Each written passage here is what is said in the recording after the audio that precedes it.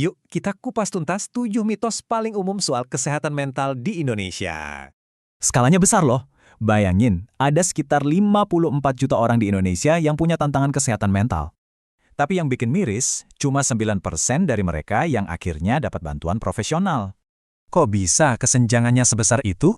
Nah, salah satu biang keladinya adalah miskonsepsi yang merajalela. Miskonsepsi ini udah mendarah daging nih. Yuk, kita bongkar 7 mitos paling besarnya. Oke, mitos pertama. Ini yang paling sering kita dengar. Masalah kesehatan mental itu sama aja dengan gila. Pandangan ini bahaya banget. Seolah-olah pilihannya cuma dua, normal atau gila. Nggak ada tengah-tengahnya. Dan ternyata pandangan ini umum banget loh. Lebih dari 81% orang punya persepsi negatif soal ini.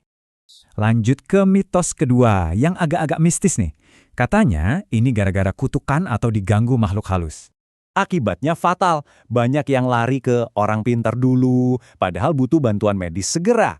Mitos ketiga ini nggak kalah bahaya. Gangguan mental dianggap karena imannya lemah atau kurang ibadah. Jadinya bebannya double. Udah sakit, malah ngerasa bersalah dan malu. Jadi milih diem aja. Mitos keempat, ODGJ itu dianggap berbahaya, kejam, dan harus dijauhi atau diisolasi.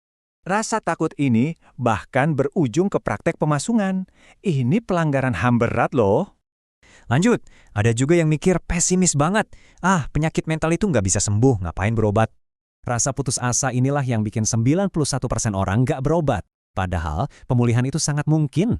Mitos keenam, masalah mental itu dianggap sepele. Sesuatu yang nanti juga hilang sendiri. Dan ini bukan omong kosong. Data nunjukin hampir setengah orang ngerasa nggak perlu ke profesional. Dan mitos ketujuh, yang terakhir, punya masalah kesehatan mental itu adalah aib keluarga.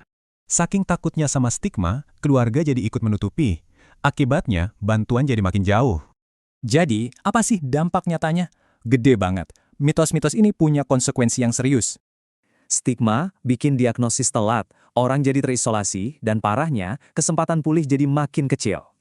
Terus gimana solusinya? Kuncinya simpel kok, semuanya dimulai dari pemahaman yang lebih baik.